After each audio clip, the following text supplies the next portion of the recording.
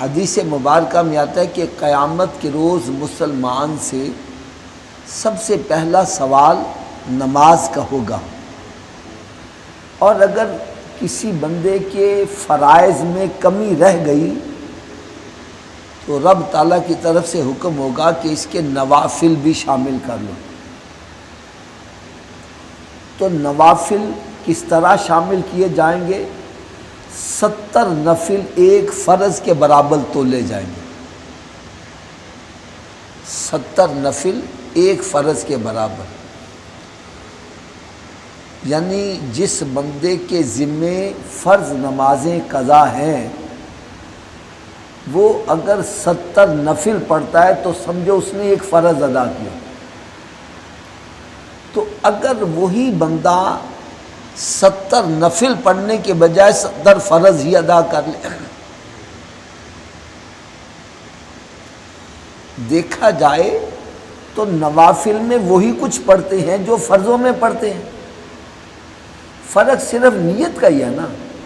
تو اگر آپ یہ پڑھتے ہیں 2 رکعت نفل پڑھنے کے بجائے اب 2 رکعت نماز فجر قضا نماز فرض اول جو سب سے پہلے میری فجر رہ گئی ہے میں ادا کر رہا ہوں، اسی طرح ظہر کی نماز سب سے پہلے جو رہ گئی میں ادا کر رہا ہوں، اس طرح عصر کی، تو اس طرح آپ اپنی زندگی کی فرض نماز جو قضا ہو چکی ہیں ان کو ادا کرنے کی کوشش کریں۔ اور جس کے فرائض مکمل ہو گئے ہیں، جس کے فرائض پورے ہیں، وہ بندہ نفل پڑھے گا۔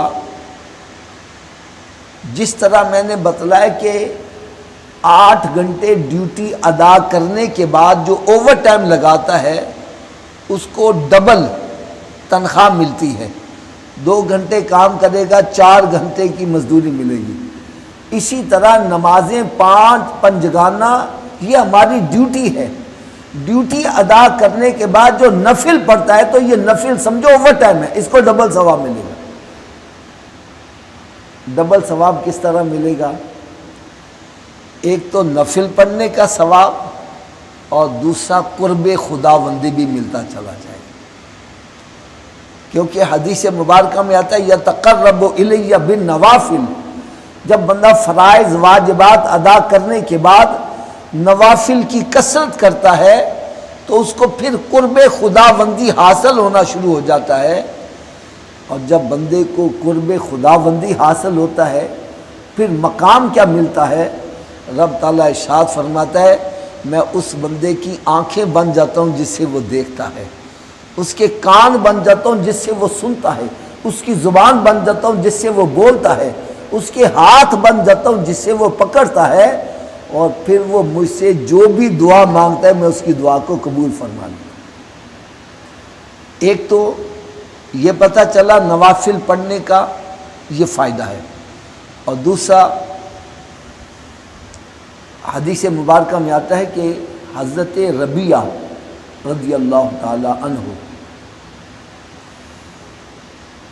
میرے آقا صلی اللہ تعالی علیہ وسلم کی خدمت میں حاضر رہتے تھے۔ سرکار صلی اللہ علیہ وسلم کا جائے نماز، وضو کرنے کی چیزیں، آپ کا عصا مبارک یہ اٹھا کر ساتھ ساتھ چلنا، تاکہ جہاں میرے آقا صلی اللہ علیہ وسلم کو جس شے کی ضرورت پڑ جائے تو میں پیش کر دوں۔ تو نبی پاک صلی اللہ علیہ وسلم چہ جائے کے محتاج نہیں تھے، لیکن سرکار صلی اللہ علیہ وسلم نے ان کی خدمت کو قبول کیا۔ اور ایک بات یاد رکھو، جب کوئی بندہ کسی بادشاہ کی خدمت کرتا ہے یا اس کی بارگاہ میں کوئی تحفہ نذرانہ لے کے جاتا ہے تو بادشاہ یہ نہیں دیکھتا کہ یہ 100 روپے کی چیز لایا تو میں بھی 100 روپے کی اس کی چیز لوٹاؤں، بلکہ وہ دیکھتا ہے کہ اس نے تحفہ اپنی حیثیت کے مطابق دیا ہے تو میں اب اپنی شان کے مطابق اسے نوازوں۔ نبی پاک صلی اللہ علیہ وسلم نے ان کی خدمت کو قبول کیا۔ حضرت ربیعہ رضی اللہ تعالیٰ عنہ نے سرکار کی خدمت اپنی حیثیت کے مطابق کی، لیکن جب سرکار صلی اللہ علیہ وسلم نوازنے پر آئے تو پھر کس شان سے نوازا۔ نبی پاک صلی اللہ علیہ وسلم تہجد کا وقت ہے، سرکار صلی اللہ علیہ وسلم کا دریائے رحمت جوش میں آتا ہے، فرمایا سل یا ربیہ، اے ربیہ مانگ آج کیا مانگتا ہے۔ یہاں میں ایک بات عرض کرنا ضروری سمجھوں گا، یہ کون کہہ سکتا ہے مانگ کیا مانگتا ہے؟ یہ وہی کہہ سکتا ہے جو اللہ تعالیٰ کی عطا سے مختار کل ہو۔ یہ کوئی عام انسان کی بات نہیں ہے کہ جو کسی کا دل بہلانے کے لیے جھوٹی بات کر رہا ہو کہ مانگو کیا مانگتے ہو، نہ، یہ وہ زبان ہے جس کے بارے میں قرآن کہتا ہے وَمَا يَنْطِقُ عَنِ الْهَوَىٰ إِنْ هُوَ إِلَّا وَحْيٌ يُوحَىٰ، کہ میرا محبوب اپنی مرضی سے بولتا ہی نہیں، جب بھی بولتا ہے کلام الہی ہوتا ہے، کہ کلام خدا ہے، کلام محمد، اسی سے سمجھ تو مقام محمد، کہ دو عالم خدا کی رضا چاہتے ہیں اور خدا چاہتا ہے رضا محمد۔ تو میرے آقا صلی اللہ علیہ وسلم نے ارشاد فرمایا ربیہ مانگ آج کیا مانگتا ہے؟ تو انہوں نے پھر مانگا تو کیا مانگا؟ عرض کرنے لگے یا رسول اللہ صلی اللہ علیہ وسلم جس طرح دنیا میں ساتھ رکھا ہے جنت میں بھی ساتھ ہی رکھنا۔ یار ان کی طلب پر قربان جائیے ہے، ہم دنیا کی دولت مانگیں گے، ہم دنیا کا مال مانگیں گے، اور صحابہ کرام کی سوچ دیکھو کیسی پیاری ہے۔ عرض کرنے لگے یا رسول اللہ صلی اللہ علیہ وسلم جس طرح دنیا میں ساتھ رکھا ہے جنت میں بھی ساتھ ہی رکھنا۔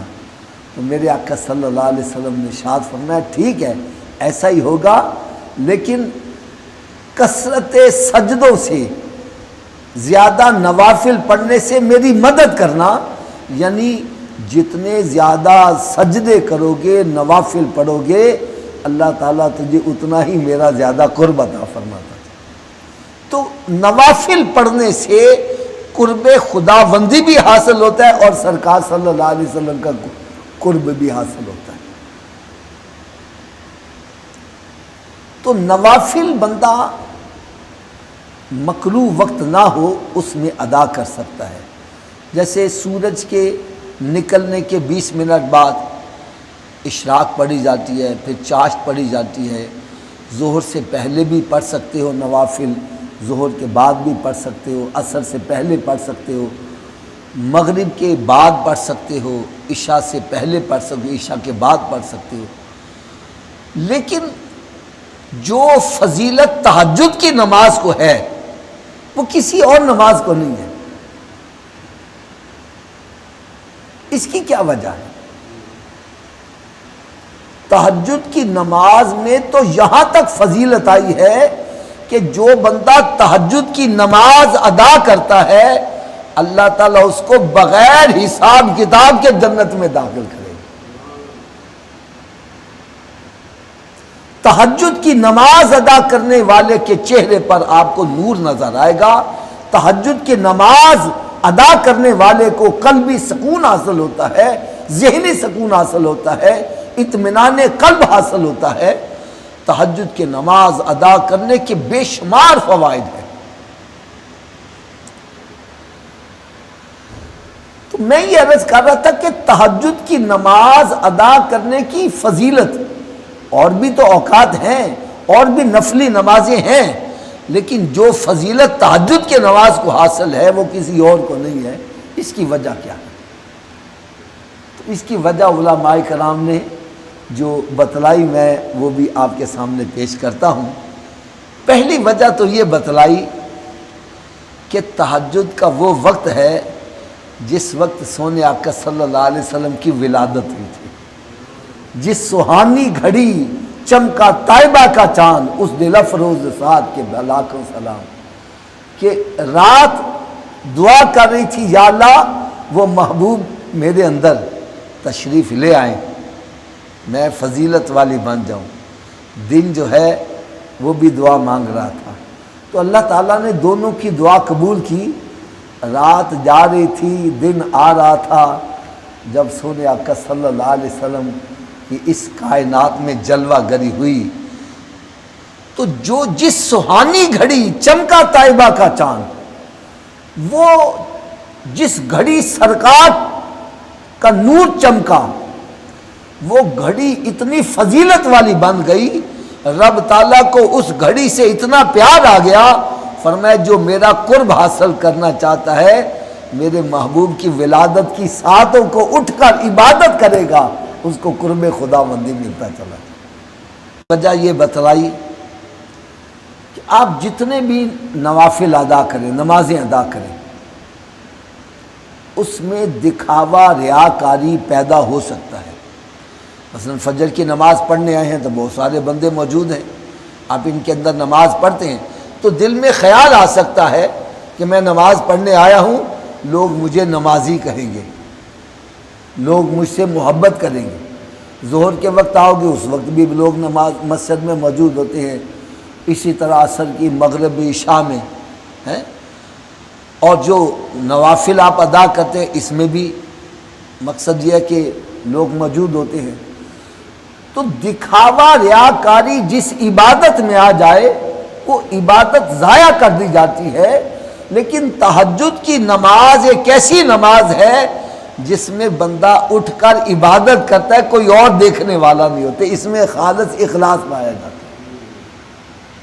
یہ عبادت ضائع نہیں ہوگی، کیونکہ بندہ اپنے عمل سے یہ ثابت کر رہا ہے کہ مالک و مولا اگر میں نے دنیا کو دکھانا ہوتا تو میں اس وقت نہ اٹھتا، اب تو کوئی مجھے دیکھنے والا نہیں ہے، میں تیری بارگاہ میں جھکا ہوں، تیری بارگاہ میں کھڑا ہوں، میرا مقصد یہ ہے کہ مجھ سے تو راضی ہو جا۔ تو تہجد کی نماز کو جو فضیلت حاصل ہے وہ اس فضیلتوں میں ایک یہ بھی فضیلت ہے کہ یہ وہ وقت ہوتا ہے جس میں دنیا سو رہی ہوتی ہے اور بندہ اٹھ کر رب کی بارگاہ میں جب کھڑا ہوتا ہے تو یار وہ منظر کیا منظر ہوگا جب بندہ رب تعالیٰ کی بارگاہ میں سجدہ رکھ کر دعا کر، سجدے میں سر رکھ کر اپنا سر جو ہے، یہ سر بندے کا سب سے اونچا ہوتا ہے، جب بندہ کھڑا ہوتا ہے سب سے اونچا سر ہی ہوتا ہے، اور جو سب سے اونچا سر بندہ کسی کے آگے جھکا دے اس سے اور بڑی عاجزی اور انکساری کوئی نہیں ہے۔ تو تہجد کے وقت کو جو فضیلت حاصل ہے وہ اس وجہ سے بھی ہے کہ اس وقت میں جب بندہ اٹھتا ہے تو پھر کوئی دیکھنے والا نہیں ہوتا، بندہ اخلاص کے ساتھ رب تعالیٰ کی عبادت کرتا ہے۔ تو سرکار دو عالم نور مجسم صلی اللہ علیہ وسلم پر تہجد کی نماز فرض تھی، اور ہمارے لیے تہجد کی نماز پڑھنا یہ نفلی عبادت ہے۔ تو نفلی عبادت میں، نفلی نمازوں میں سب سے افضل مقام اگر ہے تو وہ تہجد کا ہے۔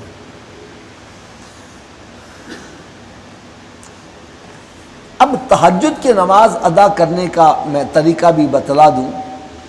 جن بندوں کو یہ یقین ہو کہ میں تہجد کے وقت اٹھ جاؤں گا، ان کے لیے افضل یہ ہے کہ وہ عشاء کی نماز میں فرض ادا کرنے کے بعد 2 سنت 2 نفل پڑھیں،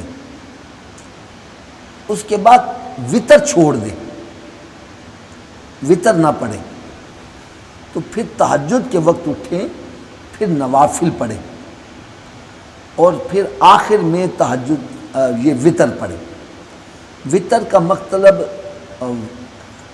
ایک بھی ہوتا ہے، تعاقب کے لیے بھی وتر کا لفظ، وتر کا مطلب آخر بھی ہوتا ہے، یعنی اس کا مطلب ہے کہ رات کے آخری حصے میں بندہ وتر ادا کرے تو یہ سب سے افضل ہوتا ہے۔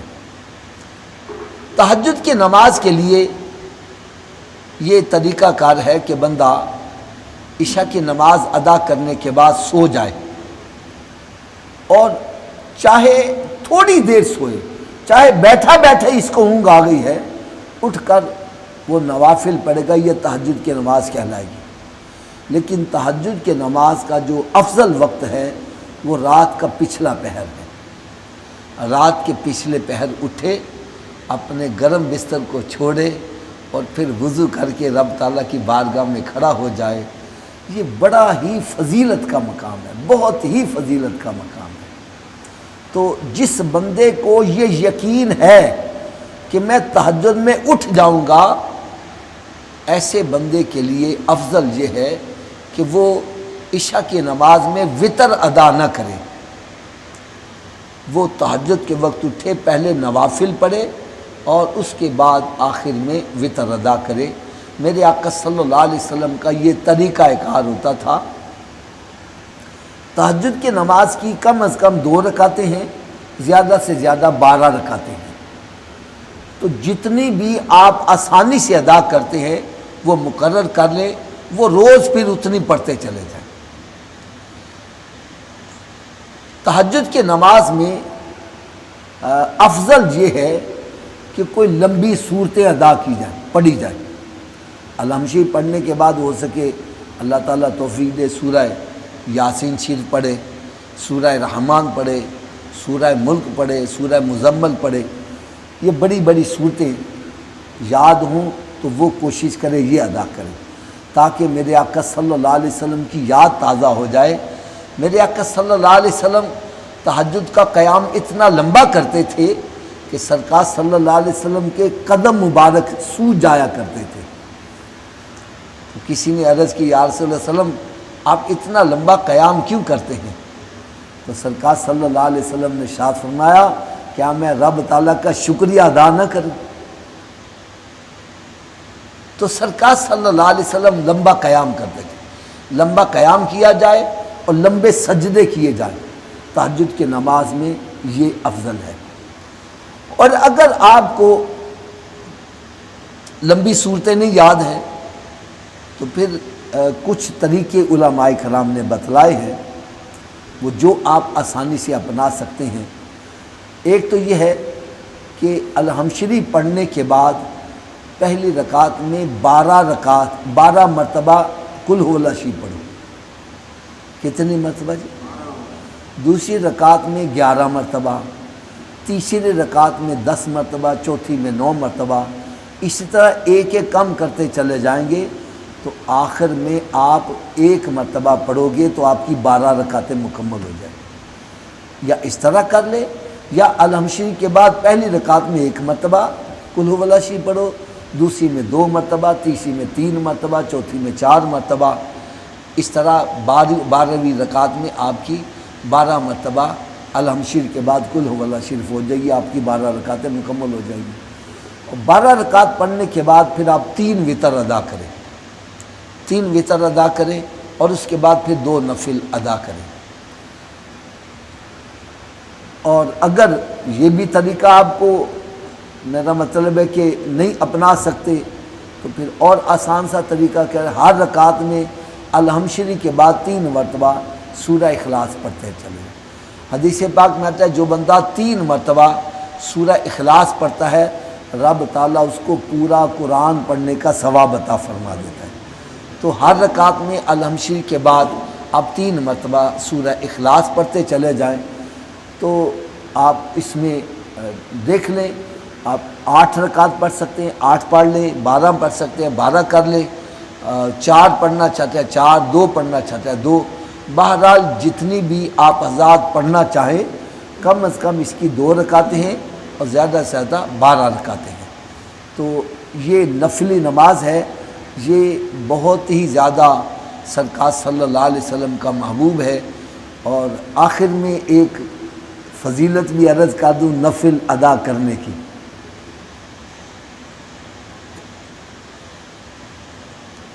ہمارے پاس اگر کوئی بندہ کام کرنے کے لیے مزدور آتا ہے، ہم اس کو کہتے ہیں کہ بھائی تم نے یہ اپنی ڈیوٹی کے اندر 8 گھنٹوں کے اندر 1000 اینٹ اوپر چڑھانی ہے۔